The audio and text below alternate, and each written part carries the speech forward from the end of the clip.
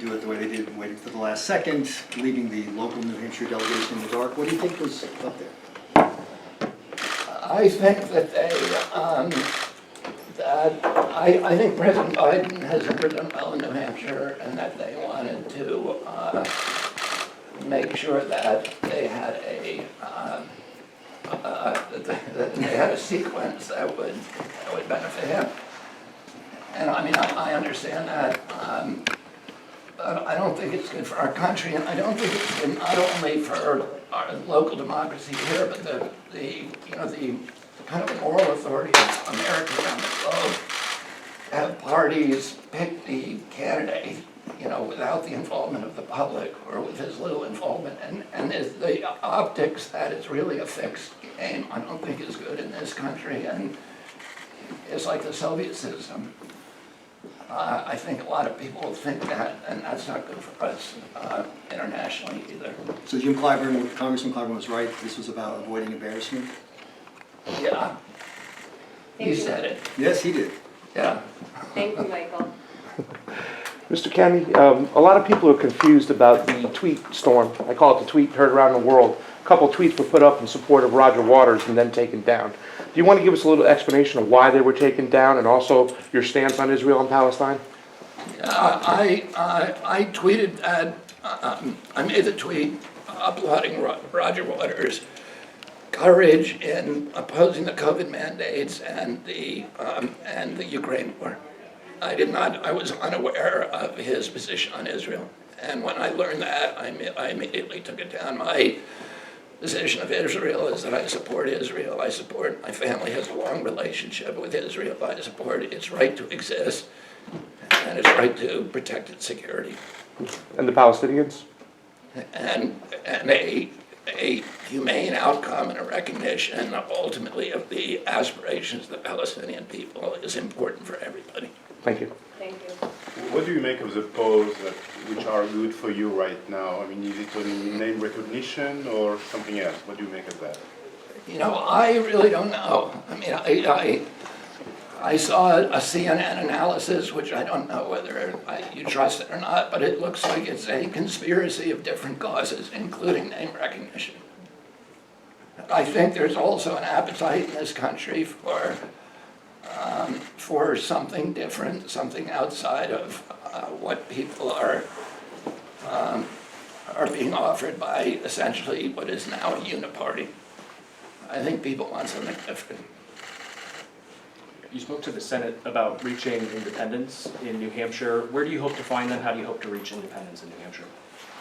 Well, I think I'm already reaching independence. I mean, our polling shows that I'm doing better among independents than any of the other candidates. So I think I'm going to keep doing what we're doing, which is, talking about the war on the middle class,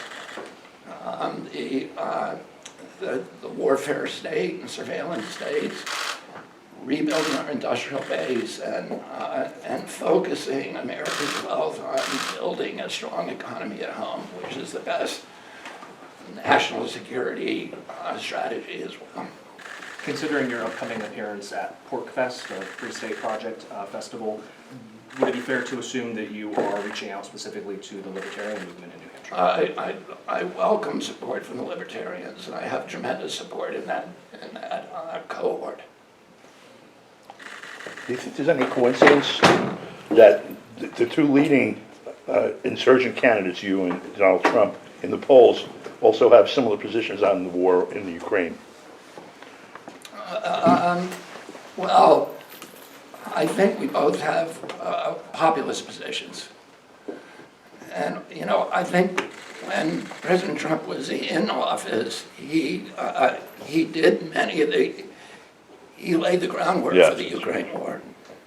So he walked away from the intermediate nuclear weapons treaty. He began integrating operations to create interoperability between NATO forces in the Ukraine, which the Russians said was a red line. They put the Aegis missile systems in Romania and Poland, and I think those were things that were mistakes. For sure. That made possibly may have avoided the war. I'm just looking at, in terms of what it reflects about how the American people feel about the war in Ukraine. Well, I think, listen, I think a lot of my positions are populist positions that appeal to people on the left and right. And the same was true with my dad. When my father ran in '68, he got a populist coalition. He had whites, blacks, Hispanics, and basically people who had been alienated and left out of the system. And I think there's more and more Americans who feel that way today. 4 years later, most of the white, or large numbers of those whites who had voted for my father in '68, voted not for George McGovern, but for George Wallace. So, what I learned from that is that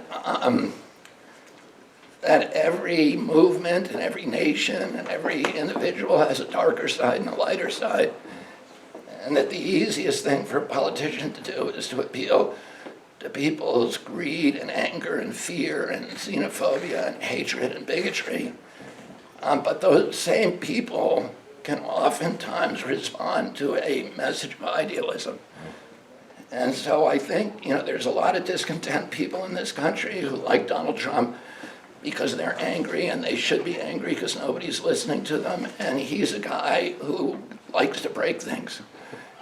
And a lot of those people feel like we want somebody, because we're angry, who is going to break things. But I think that we can also appeal to the better angels and the same people by saying we're going to create something, rather than just breaking things. Mr. Kennedy, you can ask William Weld, the former Massachusetts governor, taking on an incumbent president is a big uphill task. Are you going to have the resources to effectively campaign against Joe Biden? Yeah, we will have the resources. Is there anything you can share on how things are going? No, but I think we have to do our filing. And Dennis, when do we do our financial filing? I think at the end of June. Yeah. We'll do our first financial filing, but we're happy with the fundraising. And down the road, if this eventually is unsuccessful and Joe Biden is renominated by the Democrats as their standard bearer in 2024, will you be supporting him in the general election next year? I expect to be nominated, and I don't have a plan B. What's your biggest objection to Joe Biden's first term? The biggest objection, I think, I have two big objections. One, inviting neocons in to engage in a very belligerent and destructive foreign policy, and then inviting Wall Street in to governor, to craft our domestic policies which leave out virtually all of the middle class. Mr. Kennedy, recently on an interview, you said that your uncle has more streets named after him in Latin America than any other president that's held office. What is your position on Cuba? Are you willing to get rid of the blockade on day one? Yes. Ending the blockade completely? Yes. Yeah, the blockade has kept the Castro brothers in office for 60 years. And it's not good for the Cuban people, and it's not good for democracy. It's not good for the view of America anywhere in the world. And, we need to change. We need to change our policy. What we've been doing has not been working. Yeah. Hillary Clinton recently said that asking about President Biden's age is a legitimate question that voters should ask. Do you think that President Biden has the mental and physical skills he needs to conduct the job as president for 4 more years? I'm going to let other people answer that. I think all of you guys and the American public can make a judgment about that as well as I can. But has he been a good president so far? I don't think. I don't think so. In my view, I think the war was a huge mistake for our country. I think we could have stayed out of it. I think we could have settled. I think we pressured the Ukraine into that war, and that and that's not excusing Vladimir Putin, who invaded illegally the Ukraine in a brutal invasion. But I think we have to look at the actions that we took to provoke those actions and that we had opportunities to do something different. And I also don't, I differ enormously with President Biden on the censorship which is being operated out of the White House under his administration. I think the COVID policies were terrible. The lockdowns, were crippling to our country. They cost us $16 trillion. They shifted wealth, $4 trillion in wealth from the middle class and poor to this new aristocracy of billionaires. Weekly, the lockdowns created a billionaire a day, 500 new billionaires. And the billionaires who had $1 billion before the lockdowns increased their wealth by 30%. That was kind of the nail in the coffin after a 4-year battle destroying the middle class in our country. That was the coup de grace. I think it's been a calamity. Thank you, everybody. Thank you.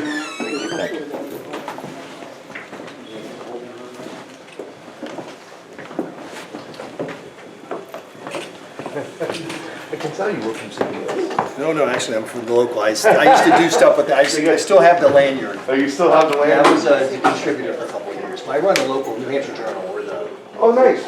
From Concord, Yeah, business Massachusetts? card? I'm sorry, from Concord, New Hampshire. I don't have any, I'm Don so I have DeBar. no excuses for me, but, Out. you know.